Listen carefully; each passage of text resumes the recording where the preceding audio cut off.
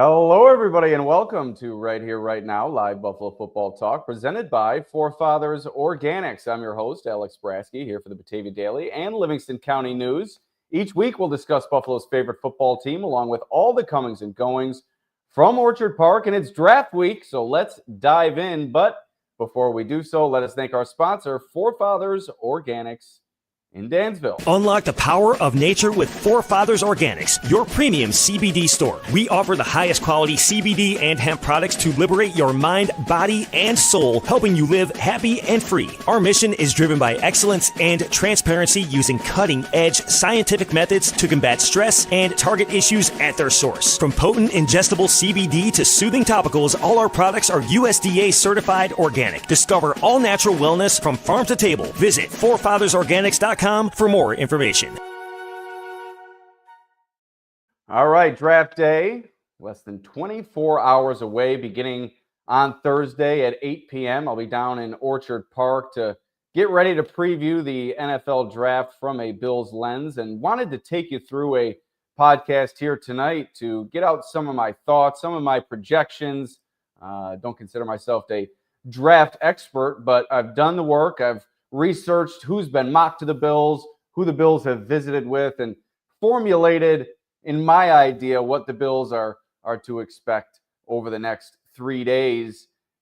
Thursday, Friday, Saturday, Thursday, Friday night, Saturday during the afternoon. So it'll be a full weekend of coverage. Be sure to join me on X at Alex Brasky. Also visit thedailynewsonline.com, and we'll have a podcast or two for you as well over the weekend. So excited to get into this. I know that this year's draft, there's a lot of variance in terms of where players have been mocked to, when they've been mocked in terms of the course of the first round and later. And so that should lead to a lot of excitement, especially for the Bills come at the back end of the first round. They enter the draft with 10 total picks. So a lot of movement, in my opinion, to be expected from Brandon Beane and the Bills front office.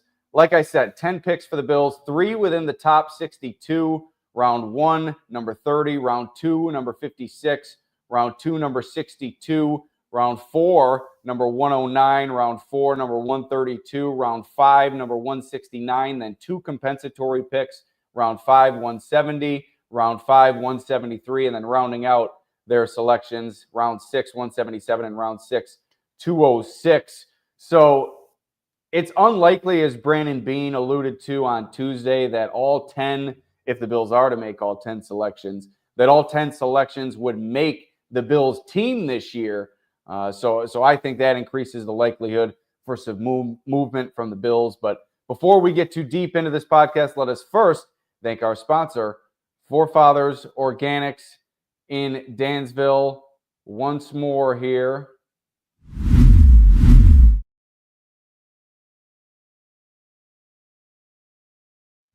And like I said, at Forefathers Organics, they truly have everything you need. And we want to give a special thanks to Forefathers because they're rounding out their time with us as a sponsor. And we'll be looking for a new sponsor soon. And not sure if Forefathers will be back with us or not. But enjoying this venture for the first time. Obviously, AJ and myself started it months ago. But to keep it going throughout a full season and now back for our second season, couldn't have done it without Forefathers Organics. And before we move on from them, potentially as our sponsor, just wanted to make sure we gave them the ample shout out at the top of the show and really thank them for what they've done to help us build the show over the course of the past several months. But now that we got that out of the way, let's dive into some other topics here that have been surrounding the Bills in recent days. The voluntary offseason program has begun. 1 fewer week this season, 8 weeks instead of 9. Unsure of the reasoning for that, but perhaps a more veteran-laden group, a group that has really grown together. And with Sean McDermott progressing in his tenure as head coach, maybe he's worked out exactly what they need to accomplish within those 8 weeks. The program began on Monday. No coaches, no helmets, no on-field work for these voluntary off-season activities, really just strength and conditioning work. And it's an important time for the Bills as they do have a new strength and conditioning coach. So some new continuity to be built there. And Josh Allen was asked about it on Tuesday in terms of how things have begun with the new strength and conditioning program. And he says, so far, so good. As I said before, we also heard from Josh Allen on Tuesday. And one of the funny comments from Allen during his time at the podium, a little less draft prep for Allen this year. I know that it was really widespread throughout the media in terms of what impact Josh Allen may have had on the Bills eventually moving back and selecting Keon Coleman in the second round of the 2024 NFL draft. But this year, and perhaps it's because he's been caught up with his fiance, Haley Steinfeld, in her new movie, Sinners, but he hasn't spent as much time on the draft prep this year. He really left it as short as in being we trust. So Josh Allen moving forward, perhaps more focused on his own individual game rather than what the Bills are to add to their roster this offseason. He also did comment on Sinners, recommended everybody go see it. It's got to be a tough thing for an athlete or really anybody to watch their significant other act in such a way as Steinfeld does during that movie. But at the same time, it kind of comes with the territory. You know what you're getting into. And at the end of the day, just like sports are a business, acting is a business. So you take that into account, and everybody is able to maintain their professionalism. And I'm sure that's what gets those individuals through those difficult circumstances. But also at the podium, Allen, another one of the most significant things that he commented on, mentioned that this is the healthiest that he's felt, at least within the past few years, coming off of a season. And a lot of that has to do with the Bills' offensive line, what they've been able to do, particularly the last 2 years under Aaron Kromer and keeping him clean, the continuity built up there, the lasting effort put forth by the Bills' offensive line, able to run out the same unit there week after week. And really, like I said, keep Allen clean has led to him feeling as good as he's felt in his career at this point as he gets set to enter a new offseason program. He was wearing an Everybody Eats hat at the podium, also bare feet at the podium, perhaps an ode to former Buffalo Bill, now New England Patriot, Mac Hollins. Really went in depth, was asked about it several times, perhaps that's why, about the Everybody Eats mentality, and commented how that was not just a one-season thing. And I know, and I'll get to it shortly here as we breeze through these brief topics before we get into the draft talk. I know I'm a big proponent of the Bills bringing in a speedy receiver, namely Matthew Golden, with their first-round pick. But Allen and company seem content on moving forward with this Everybody Eats mentality. It worked for them last year. The personnel that they have in tow seems to fit that style, and wearing that hat.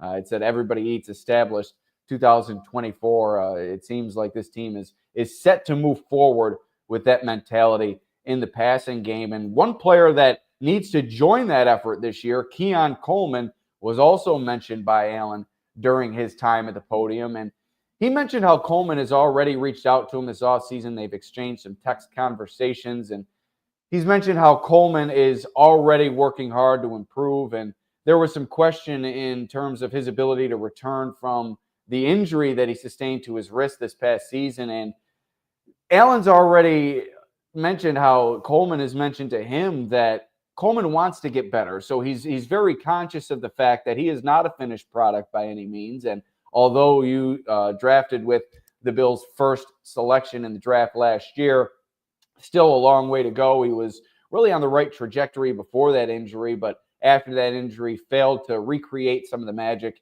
he found early in the season. So it's good that he's acknowledging it to his quarterback, who is set to hold him accountable as well. So I think that's a good sign for Keon Coleman. And lastly, Josh Allen also spoke about the arrival, or return, I should say, of Tre'Davious White. And it was really funny how Allen said that he wasn't aware that Trey White was signed by the Bills until he walked into the locker room during OTAs. A big reason for that is he's been off social media for the past 3 to 4 months as an intentional choice. And I've seen a lot of chatter on social media in terms of how can he post to social media and be off of social media at the same at the same time, excuse me. And I think what people fail to realize is when you're famous, when you have a lot of money, you can afford to pay for someone to run your social media. So I don't know if Allen is necessarily behind the phone for some of these tweets. I know that the president of our country doesn't post to his own social media. And I know Josh Allen isn't the president of our country, but he's the president of Bill's Mafia. So I'm sure he has someone taking care of anything he needs to get out to the public, whether it be a sponsor, whether it be a nod to his fiance Haley Steinfeld in her acting career, whatever it may be. I'm sure that Allen finds a way to get his message spread throughout social media. So I wouldn't spend too much time thinking about that. But beyond Allen's comments on Tre'Davious White, we also spoke with Tre'Davious White on Tuesday, just mentioned how happy he was to be back in a Bills uniform, signed his new deal, I believe, on Monday, spoke with the media on Tuesday, either before or after the Bills worked out at One Bills Drive, and just mentioned how it's so good to return home, mentioned how this is how he believes it's supposed to be for him. It's been a long road back for Tre'Davious White.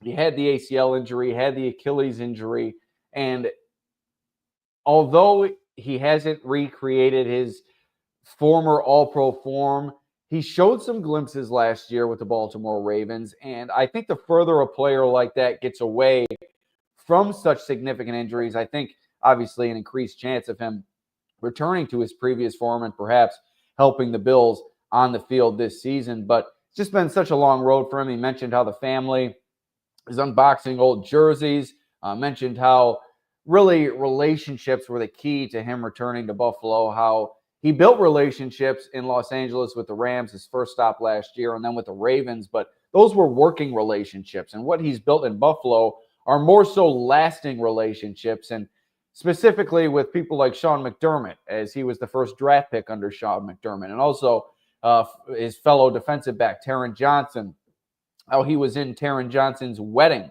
There's been a lot of familiarity for Tre'Davious White in Buffalo and even beyond in the locker room throughout the fan base and throughout the community. So he's not taking anything for granted this time around, really soaking it all in. And he didn't get into what he hopes his role will be, but he's got a chance to earn a starting role. He mentioned how his number one goal is winning, but a player who's reached the top of his profession, I wouldn't count him out from returning to that elite status, or maybe not all pro status, but the elite status of a starter in this league, albeit behind number one starter in Buffalo, Christian Benford, who he also mentioned he's extremely proud of watching what he's grown into. Benford started alongside White early in his career, and it's been interesting to see for White how Benford has really taken the bull by the horns in his career and progressed to a starting caliber player. Now, the question with Tre'Davious White is he cornerback too? Nothing's been promised to him. Brandon Beane mentioned as much during his time at the podium on Tuesday. It was really an added bonus getting Tre'Davious White. We weren't expecting to talk to him on Tuesday, but the special guest appeared and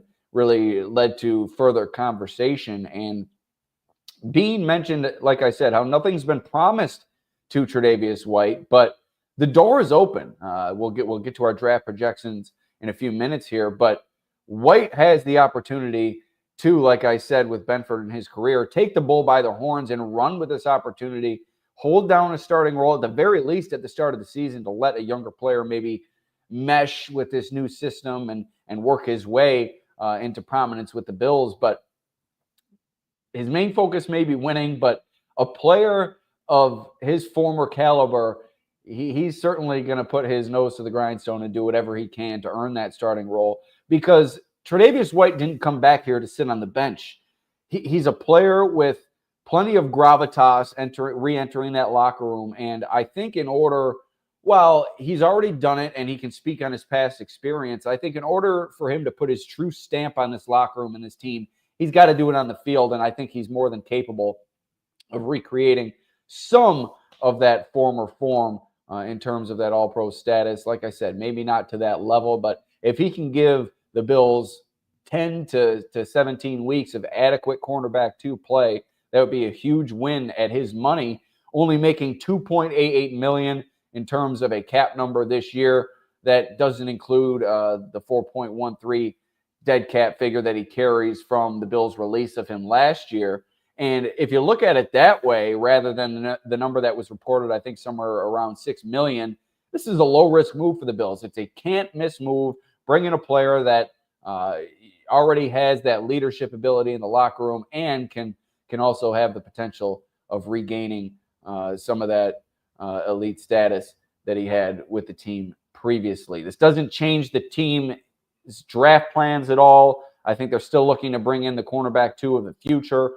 So look for them to add probably multiple defensive backs throughout the course of the 3 days of the draft. But last thing before we get to draft talk, Brandon Beane mentioned how no update on James Cook. He wasn't at OTAs for the first couple of days, and they are voluntary, as Beane mentioned. And he also mentioned how Cook mentioned to him, excuse me, this change in weather is killing me. But he also mentioned how Cook didn't mention to Beane how this was necessarily contract related, his absence from OTAs. He mentioned how veteran players often had things going on this time of year. So don't necessarily put it on Cook to be missing these OTAs due to his contract dispute or whatever it may be. I did see his brother tweet out recently that now the number is apparently $20 million. It was $15 million, and now it's been up to $20 million. Perhaps that was because Saquon Barkley's new contract. But boy, oh boy, if James Cook gets $20 million, I'll eat the computer that I'm looking at right now. I'll find something to video it with, obviously my phone. But yeah, James Cook's not getting $20 million. I'd probably be surprised if he's getting $15 million. But hey, crazier things have happened, and with the way that the running back market is kind of shifting in a sense, who knows? Who knows? Maybe he does get his wish. But Beane also mentioned how he has fewer than 30 first-round grades entering the draft. That's often the case. I think it's somewhere around 12 for many people this year. Usually it's somewhere around 15, but even fewer than normal. And that could also increase the chance of some volatility come the next 3 days. But Beane and company have been nose deep in mock drafts over the last few days. He and McDermott exchanging messages and conversations in terms of Beane providing McDermott with targets, especially on the defensive side of the ball where McDermott has his expertise. But really the goal for that group is to create a shared vision, as Beane mentioned. It's not necessarily Beane's opinion or bust. It's a collection of ideas molded together in order to form the Bills draft plan. And then obviously on draft day, Beane and probably McDermott as well have final say, along with probably Terry Pagula, on who the team is going to draft, particularly at the top of the draft when you expect those players to come in and make somewhat of an immediate impact. And lastly, Beane mentioned how the strongest position of this year's draft, he believes, is defensive line, particularly the interior. And why don't we start off our draft talk or resume our draft talk, I should say, with that. I think the Bills' two biggest needs in this draft are defensive tackle and cornerback. Depending on who you ask, I think those are the two answers that you're getting. And this is a deep draft. It's not necessarily a draft laden with first-round talent.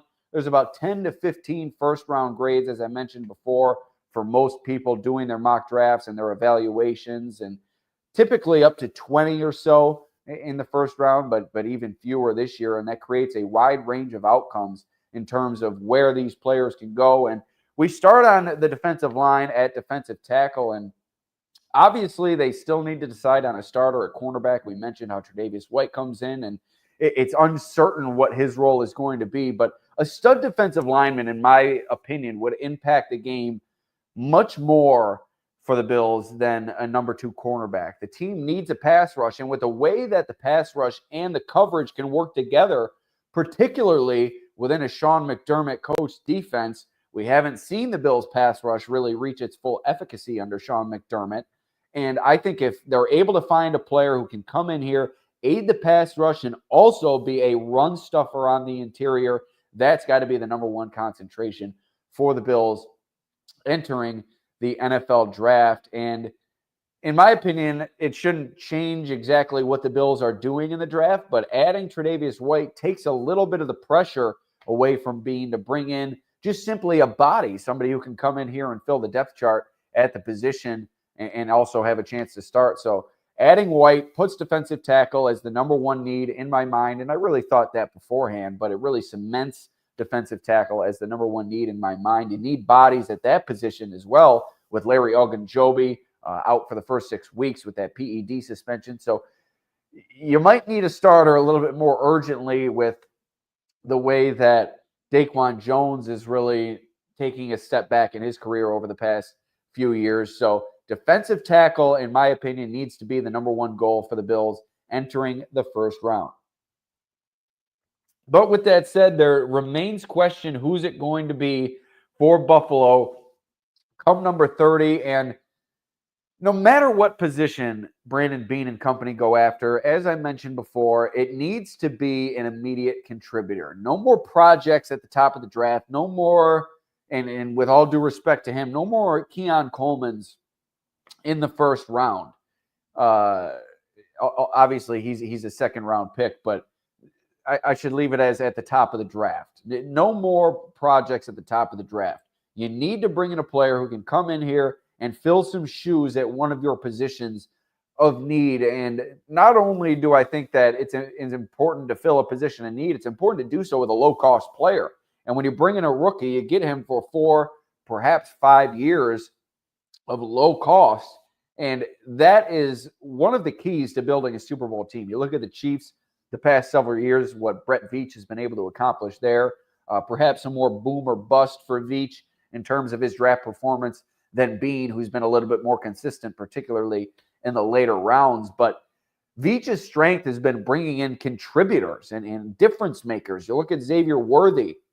Some of his production was inflated over the course of the year, particularly during the playoffs, but you can't deny the fact that he had an immediate impact on the Chiefs throughout the course of the season. And while I don't think that wide receiver is the number one need for the Bills, I think Matthew Golden is a good player for the Bills to target at the top of the draft.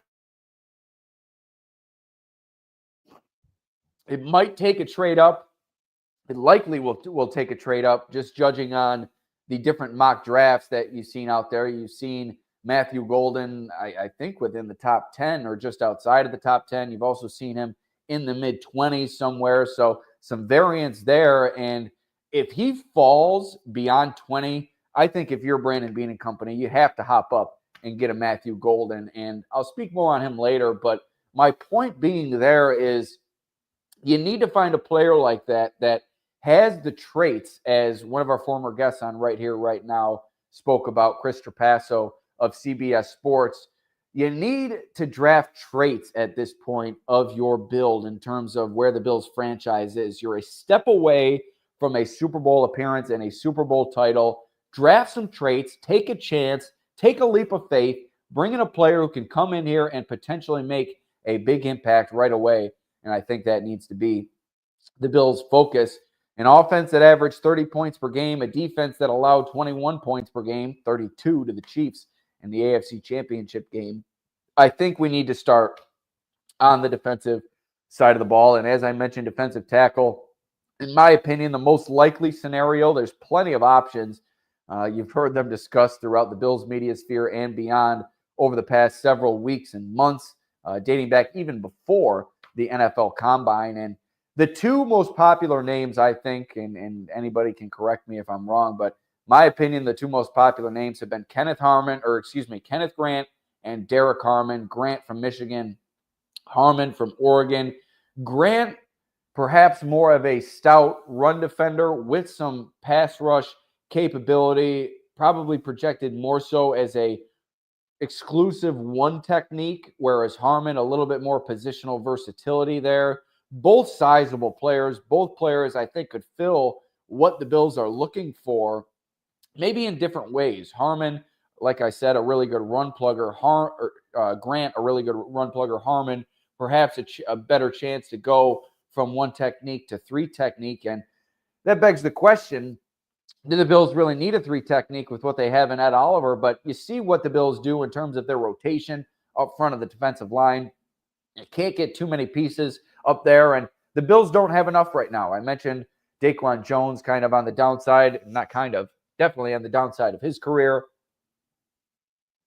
and experiencing some slow seasons the past few years. I think bringing in a Derek Harmon, it's not going to pigeonhole you in any sense. It's going to allow you perhaps to spread your wings a bit more up front. And when it comes to Grant, just a prototypical nose tackle, 6.5 tackles for loss, 3 sacks last year, a disruptor, a beast against the run. As I mentioned, he can eat up double teams, and I think that's what you need to spring Ed Oliver free up front along the line of scrimmage.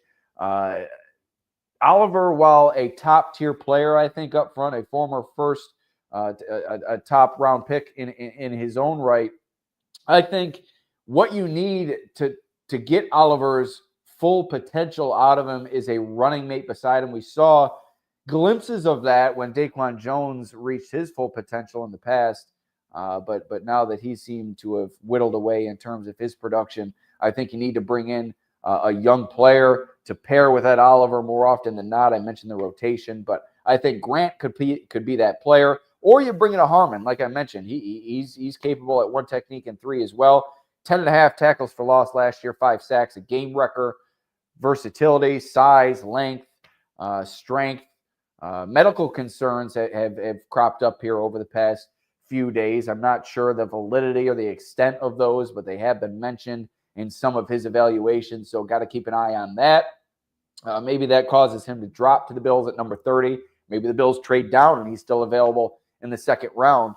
We've seen things like that transpire in the past. But a couple of players who have been mocked to the Bills along with Grant and Harmon. You have Walter Nolan of Ole Miss and Tyleik Williams. I'm not sure how to pronounce his first name, out of Ohio State. Nolan, there's been some character off-field concerns with him. Not sure if he'll make it to 30. I think if he does, those off-field concerns become an issue for some teams. 14 tackles for loss last year, 6.5 sacks. I think this is a player that there's been concerns about Harmon being too much like Ed Oliver. I think Nolan might be a little bit more similar to Ed Oliver than some are considering in terms of him compared to Harmon. Nolan, I think, is a more similar player to an Ed Oliver, an athletic freak. I think someone that you could get in here and he could really make an immediate impact if he has his head screwed on the right way. Williams, a top-tier run defender, some uncertainty with his pass rush upside. Makes him a bit of a limited player, but hey, you're looking for that run defender here in Buffalo, and I mentioned, the rotation that they use up front. So even though he may have some limitations, it's not going to limit your unit. You can kind of pick and choose when you use him and get the most out of him. We've seen Sean McDermott, Bobby Babich and company get the most out of a few players up front, at least in spurts. They just really have yet to put it all together as a unit as they have tried to really work that pass rush and that run defense over the past several years. But that's my take at the defensive tackle position when it comes to number 30. Grant, Harmon, Nolan, and Williams, the top 4 targets in my mind, and the top 4 most popular picks for the Bills when it comes to mock drafts and discussion on social media. But another likely scenario based on need, I mentioned it, probably their second most pressing need in terms of this upcoming draft and really at the top of the draft, cornerback. And the hot names have been Trey Amos, Sharon Ravel Jr., Maxwell Hairston, and Azare Thomas. So 4 players, once again, who have been mocked to the Bills several times. And I think Amos has become the leader in the clubhouse in terms of who Bills fans want to see land in Buffalo, a lockup corner, 16 passes defended last year. He fits the Bills mold. He's got long arms, a sizable frame. He's versatile. You might be able to trade back and get him at the top end of the second round. I know that I've seen some mocks that don't include him in the first round. So I think this would be a player who could come in and challenge for that cornerback 2 position and really make an immediate impact for the Bills at that cornerback 2 position. Beyond him, Sharon Revelle Jr., a physical freak, might get a slow start with the Bills coming off a significant injury. I believe it was an ACL. For some reason, I didn't mark it down here. But physical freak, 6'2", long arms. He's fantastic in man coverage. Should be ready for training camp. Maybe he limps into training camp a bit with that injury.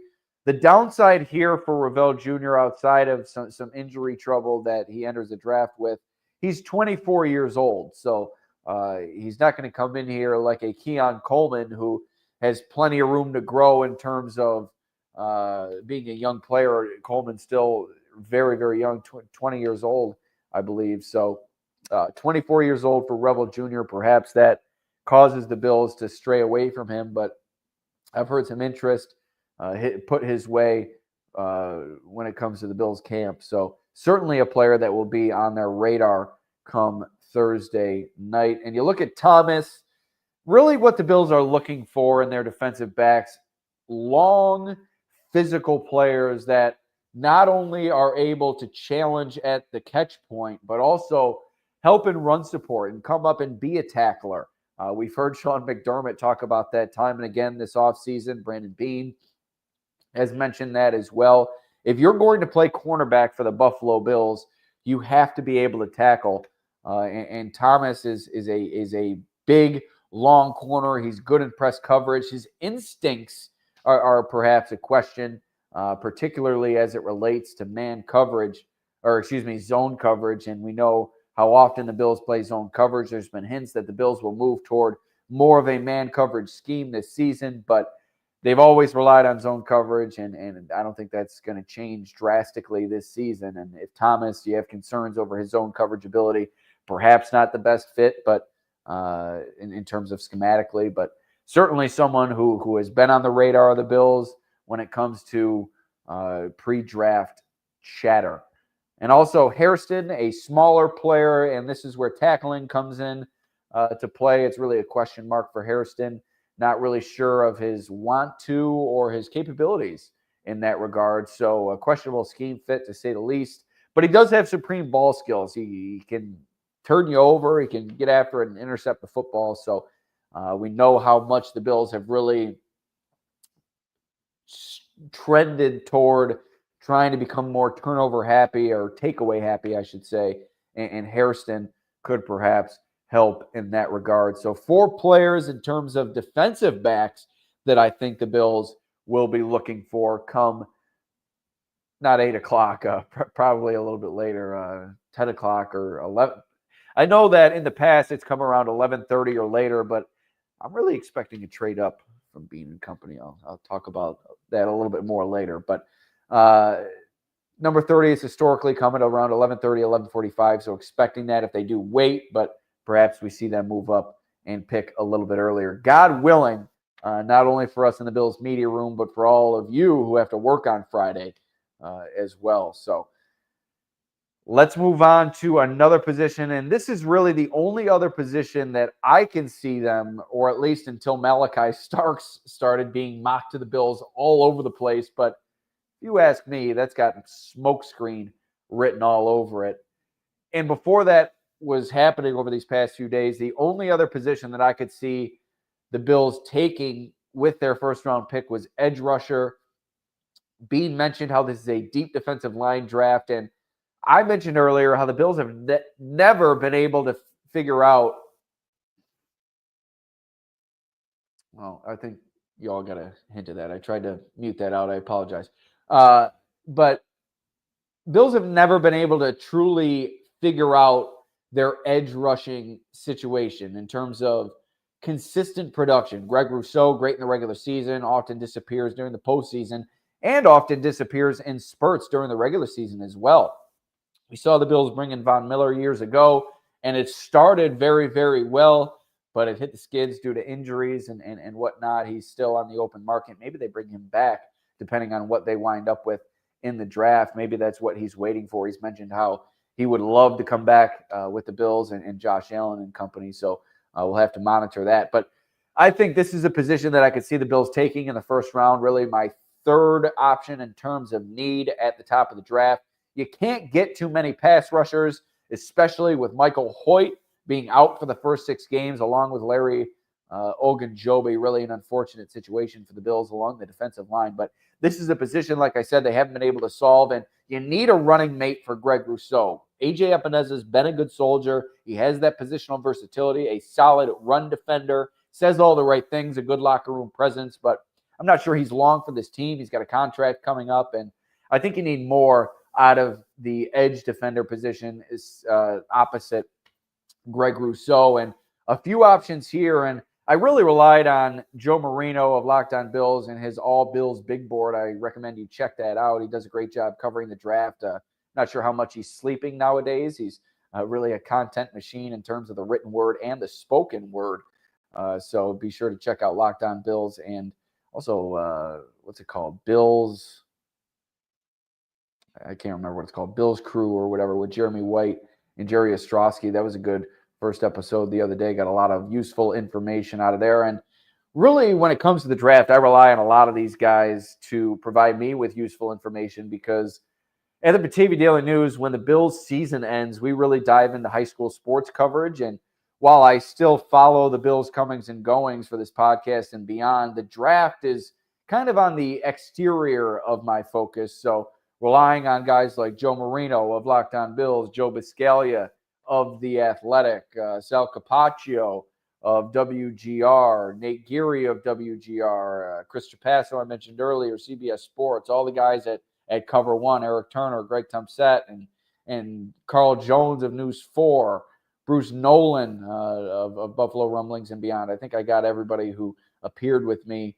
Also, Kyle Trimble of Banged Up Bills. All those episodes available. If you scroll down on Spotify, Apple, YouTube, wherever, you can catch some past episodes of those guys giving their perspective on the draft. It was about a few weeks ago to a month ago that we got those guys to give their opinions, but I think a lot of those opinions are still valid. So thankful for them for joining us on the show, and thankful for the content they provide, because it really keeps me in tune with the draft when otherwise I have my focus on some other things due to my duties at the Daily News. But first and foremost, I think the most intriguing prospect when it comes to an edge defender is Donovan Ezraku, the Ted Hendricks Award winner from last year for the nation's best edge defender or defensive end, one of the two. I'm not sure which that is, but second in the FBS with 16.5 sacks, third in the FBS with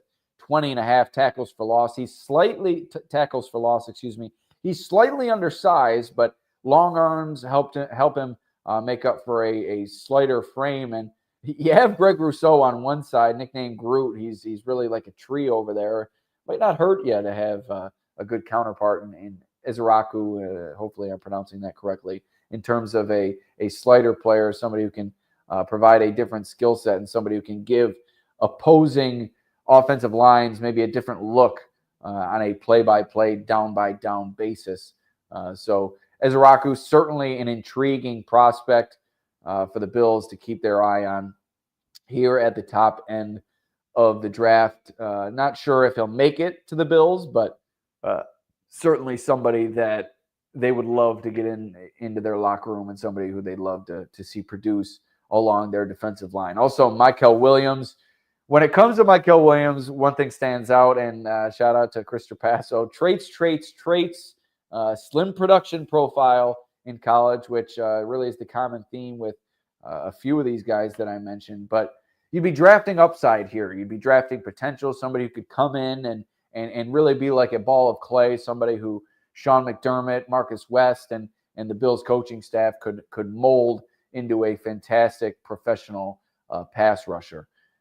Outside of Williams and Ezraku, Nick Scorton, a pass rushing specialist, a vast arsenal, somebody who can come at you in waves in terms of the different techniques he used, a strong bull rush exhibited during his collegiate days. A good comparison for him that was provided by NFL.com. Trey Hendrickson, the Bengals, outstanding pass rusher. So if you're getting Trey Hendrickson out of Nick Scorton, that would be a boon for the Bills. There's been talk that the Bills wanted to trade for Trey Hendrickson leading into the draft. That obviously has not materialized, as the Bengals have not parted ways with him. Perhaps the asking price too tall, but Nick Scorton, another player that perhaps the Bills look at number 30. Shermar Stewart, untapped upside once again with Stewart.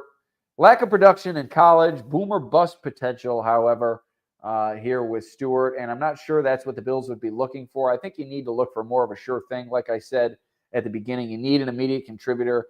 I want them to take a swing in terms of the talent, but you also need to weigh taking that swing with somebody who you know is going to give you the production you're looking for, at least somewhat of a capable player at the NFL level. And I think his lack of production at the collegiate level scares me off just a little bit. But those are the three positions, in my opinion, that I think the Bills are going to target come number 30 in the first round: defensive tackle, cornerback, or edge rusher. And really the next question is, are the Bills going to trade up?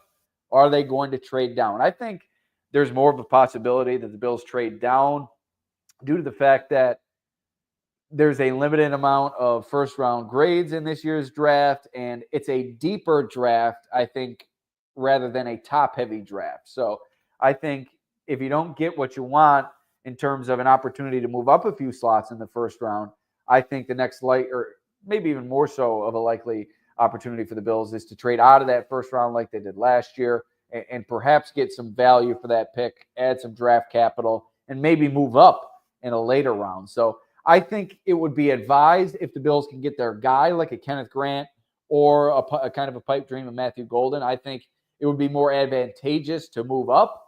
I think maybe a more likelihood is for the Bills to move back out of the first round. And maybe Bills fans don't want to hear that because they're looking for excitement on Thursday. They're looking not to waste their time sitting there watching all these other teams enjoy their first round picks, and then the Bills don't land one. So it'll be interesting to see which route the Bills take. But I think, like I said, the pipe dream in terms of a trade-up opportunity is Matthew Golden. But he's not the only player that I think the Bills would be targeting in terms of wide receiver. We've heard Isaiah Bond also mentioned in terms of talks with the Bills. I think he's visited with the Bills as well.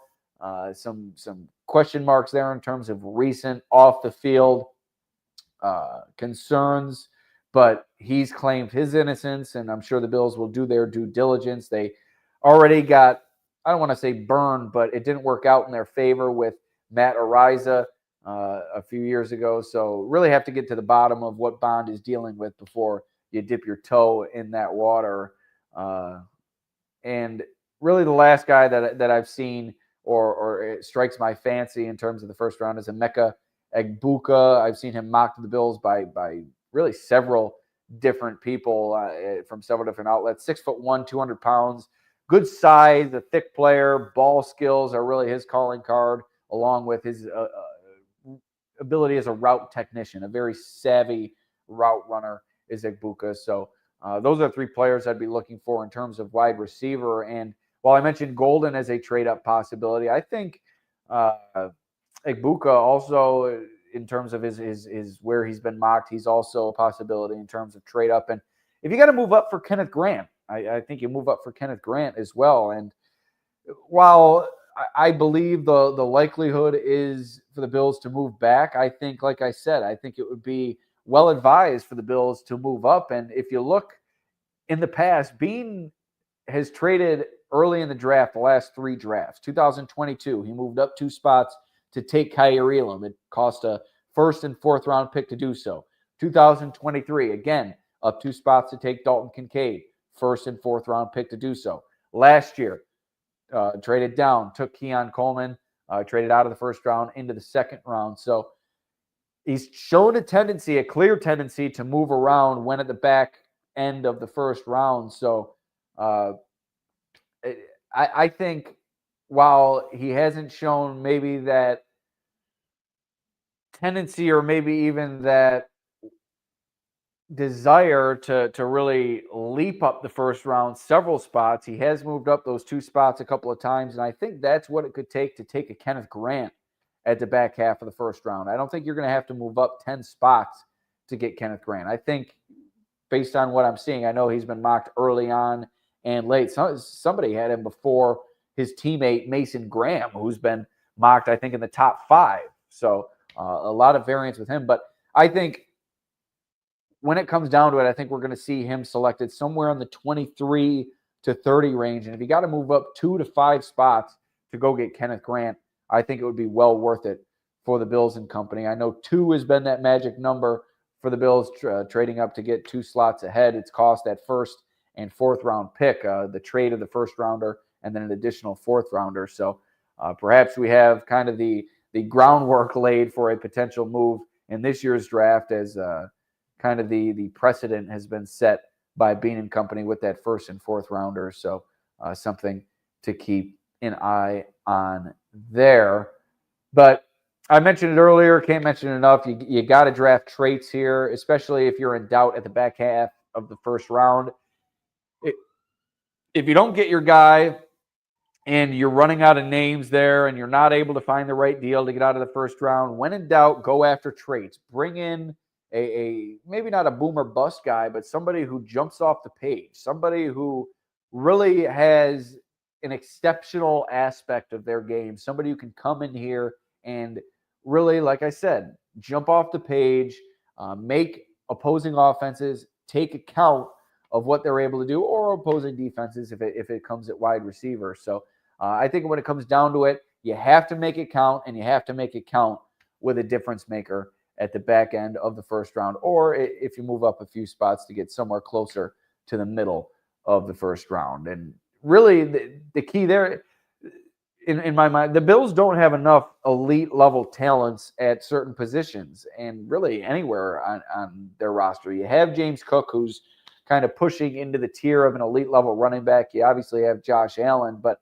beyond him, is Terrell Bernard an elite level player? No, I don't think so. Is Khalil Shakir an elite level player? No. Is Ed Oliver? No. They're all nice players. They fit what the Bills need them to do, but they're not top level talents at their position, and I don't think they necessarily strike fear in opponents. And that's what the Bills need to start collecting here as they try to take that next step and become a true Super Bowl contender and somebody who finally makes the big game and potentially wins it as well. And what comes to mind there is Xavier Worthy versus Keon Coleman last year. While Coleman may have fit more so what the Bills were looking for in terms of a big-bodied receiver, somebody who can contribute in the running game in terms of blocking and this, that, and the other thing, wide catch radius. We've heard all about it, but Worthy seemed to be the explosive talent, somebody who could come in here and outperform expectations, and we saw him do it at times last year. I mentioned how his stats were kind of inflated, but you can't deny the impact he had at times, and I think Matthew Golden, I can't say it enough, could be that guy for the Bills if somehow he falls or if the Bills are able to move up and get him. He did meet with the Bills at the Combine. He ran a speedy time at the Combine, the fastest wide receiver to run at the Combine. So I guess that'll be my last time mentioning Matthew Golden. I think I've done it 800 times in my discussion with the NFL draft. I think the next most popular player on my mind has been Kenneth Grant, while there's really been 5 players that I've seen mocked to the Bills on the most regular basis. It's been Grant, it's been Harmon, it's been Amos, it's been Ravel, and now over the past few days, it's been Malachi Stark. So I felt all along the Bills will take a defensive tackle with their first pick, and I guess I'll project it right now. My projection for the Bills pick at number 30, I'm going to go with Kenneth Grant. He's always been a name that stuck out to me. There's plenty of options along the defensive line, but whether it takes a minimal trade up or whether he falls to the Bills at number 30, Grant has been the one that I've seen most consistently mocked to the Bills, and I think he's the one who most fits what the Bills are looking for. And I think he can make the most significant impact right away. He's at a position, a relatively premier position on defense, and somebody who can come in here and make a big difference. Like I mentioned, it might take a slight trade up to do it, but Kenneth Grant is my pick for the Bills at number 30 come Thursday night. Draft kicks off at 8 p.m. Bills will likely pick, if they wait till number 30, it'll come at about 8:30 or 11:30, 11:45. So tune in at Alex Brasky. I'll have a draft profile for who they select. If they do indeed select a player at the back half of the first round, we'll meet with Brandon Beane if whether or not they take a player, and then we'll look forward to day 2 as well right here, right now, after everything is wrapped up at One Bills Drive. So a few goals for the Bills this weekend in the NFL draft. You have to make it count, bring in a significant immediate contributor, and fill some of these positions of need. Couldn't get that out. And we'll end it with a comment. I know that AJ Sobolski, my former co-host, commented on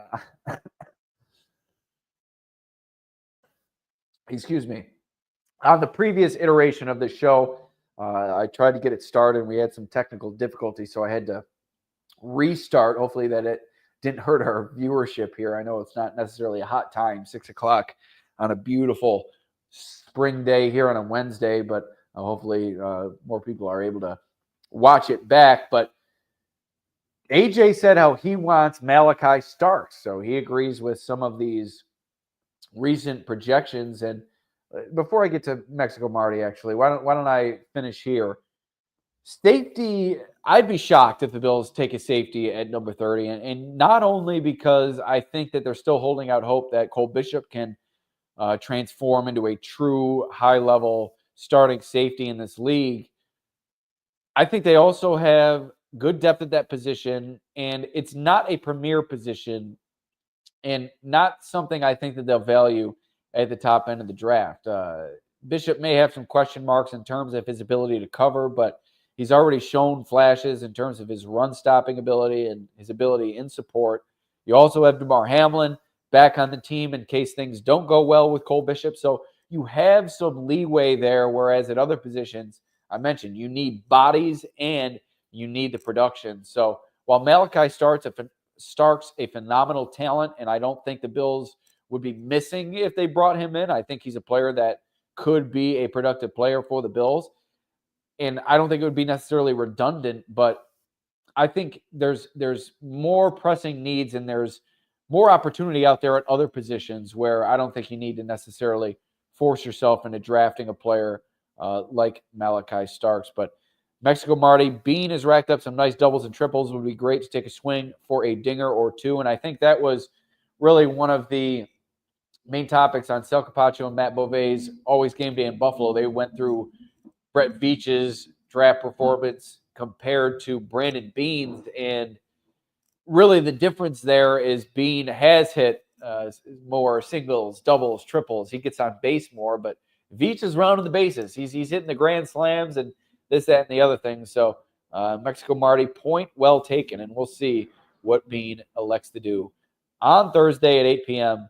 We'll bring you all the coverage from One Bills Drive. But I'd like to thank you for joining me, and once again, we'd like to thank our sponsor, perhaps for the final time here.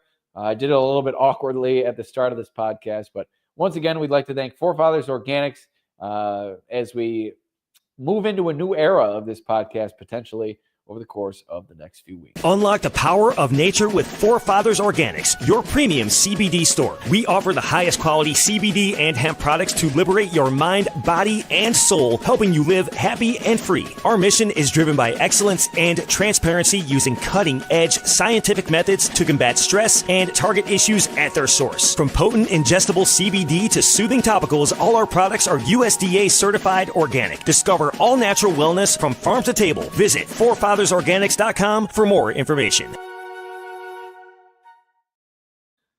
All right. See you on Thursday.